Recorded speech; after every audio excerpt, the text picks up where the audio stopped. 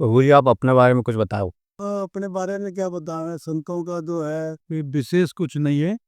फिर रहने दीजिएगा आप। वो तो बड़े बड़े संतों का जो है इंटरव्यू लेने के लिए उनके लिए जरूरत होती है कि भाई कुछ बताना है या कुछ बताना है। आप तो साधारण से संत हैं। और संन्यास मेरा लगभग 1965 में 1965 में मेरा संन्यास हुआ था। उसके बाद अनेक जगह भ्रमण किया, पूरे भारतवर्ष में भ्रमण किया। अनेक स्थानों में अनेक संतों का सानिध्य प्राप्त हुआ। और उसके बाद अब फिलहाल इस समय तो ये हरिद्वार में है। इतना काफ़ी है। तो 65 में जब आपने संन्यास लिया था, क्या उम्र थी आपकी? उस समय मेरे थे 10 साल। 10 साल। तो कैसे एकदम वैराग्य हो गया कि संन्यास लेना है? कोई कारण? लगभग लगभग बस ऐसा ही होता है। तो संन्यास लिया नहीं जाता, संन्यास हो जाता है। संन्यास लिया नहीं जाता, कोई अपने मर्जी से कोई संन्यास नहीं लेता, वो हो जाता। ऐसा कुछ नहीं है। बाकी प्रभु की कृपा है, जैसे जैसा जीवन चलता रहता है आगे। आज इस समय हरिद्वार का आनंद ले रहे हैं, गंगा के सानिध्य में है। और गंगा के निकट, गंगा के तट पर ही शरीर भी त्यागेंगे। बहुत बढ़िया। गंगा की महिमा बड़ी निराली है। गंगा ऐसा है कि गंगा खींचती है।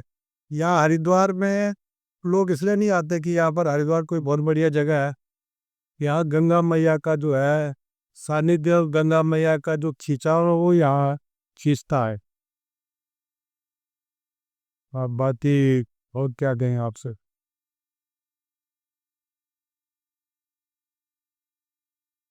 इतना समय आपको हो गया संन्यास लिए हुए, तो कोई ऐसी घटना जो अचानक याद आ जाती है आज हाल भी? में अनेकों घटनाएं घटित होती हैं, लेकिन सन्यासी की घटनाएं जो घटती हैं उसके अपने लिए है।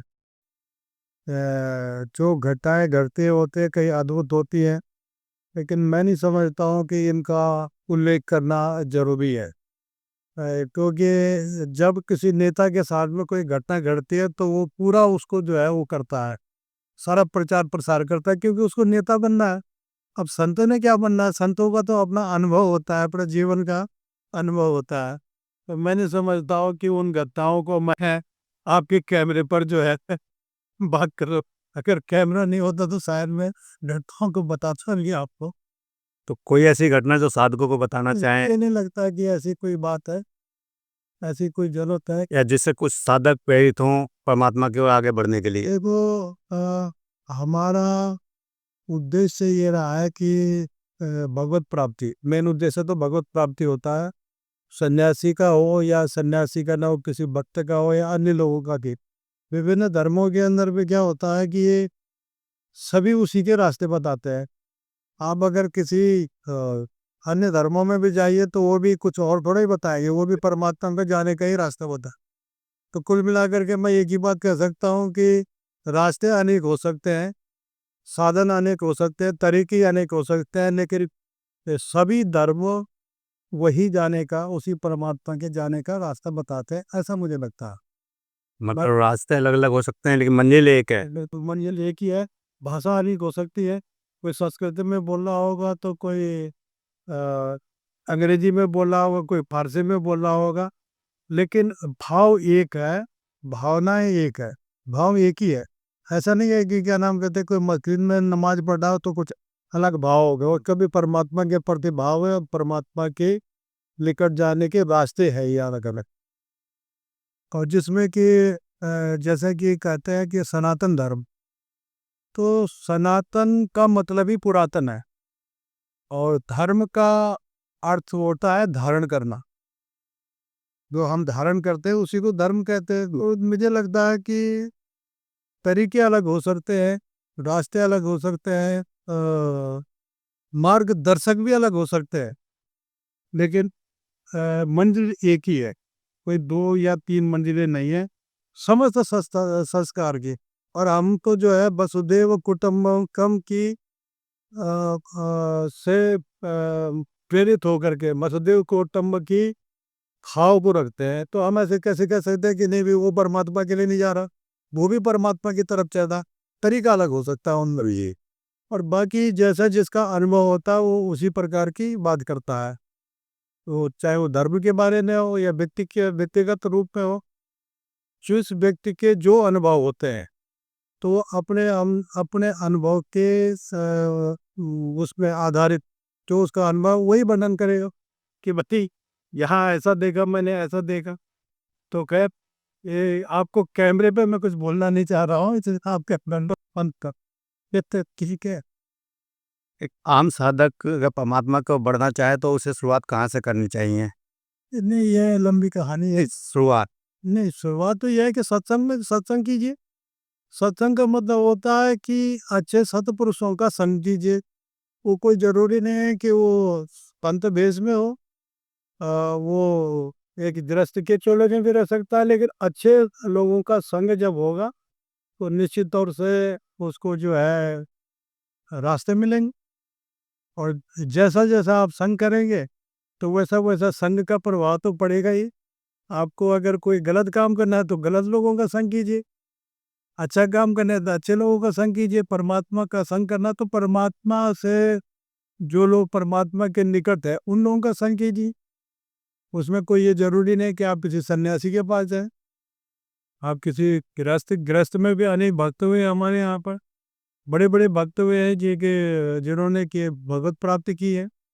और भगवत प्राप्ति करने के भी तरीके अलग अलग हैं, जी। जो जिसमें रम जाए। अब मीरा ने तो गा करके ही भगवत प्राप्ति कर दी। महाप्रभु चैतन्य उन्होंने जो है वैसे भगवत प्राप्ति की। कोई सन्यासी है वो हठ योग से कर रहे हैं, कोई कथा से कर रहे हैं। नवदा भक्ति जिसको बोलते हैं, ये आपके हमारे धर्मशास्त्रों में भी 9 प्रकार की भक्ति यानी भगवान को जाने के रास्ते हैं। तो आप कैसे भी कर सकते हैं, उसमें कोई बात नहीं है। तो सरल कौन सा रास्ता पड़ेगा आम आदमी के लिए? क्या चीज़? आम आदमी के लिए सरल रास्ता, बिल्कुल सहज रास्ता कोई हो। आम आदमी के लिए सहज रास्ता तो ये है कि आप भाव से भक्ति करें और सरल भाव से करें। सरल भाव से करें, वो तो ज़्यादा उठापटक करने की जरूरत नहीं, इतने समझता हूँ। सरल भाव से शायद भगवान कहते हैं कि क्या, छल छिद्र कपट मोहिनी भाव। आप बगैर छल छिद्र के, बगैर कपट के आप भगवान को भक्ति कर दे तो सहज भाव, उसमें कोई दिक्कत नहीं। और आप मुंह से कुछ और बोल रहे हैं और भाव आपका है नहीं, तो भगवत प्राप्ति होना मुश्किल है। भगवत प्राप्ति देखिए, आप कोई मित्र भी नहीं बना सकते। जी। मित्र बनाने के लिए भी मित्र की भी अपेक्षा आपसे यही होती है कि ये कोई छल छिद्र कपट न करे। माता पिता की भी यही इच्छा होती है पुत्र से कि भाई वो मेरे साथ में छल छिद्र कपट न करे, और पुत्र की भी वही इच्छा होती है। तो मैं समझता हूँ ये भगवत प्राप्ति नहीं। कुछ भी प्राप्त करना है तो आप सरल बनिए, और किसी भी प्रकार का छल छिद्र कपट आपके मन में नहीं होना चाहिए, तो आप उसको प्राप्त हो जाएंगे जो भी प्राप्त करना चाहिए।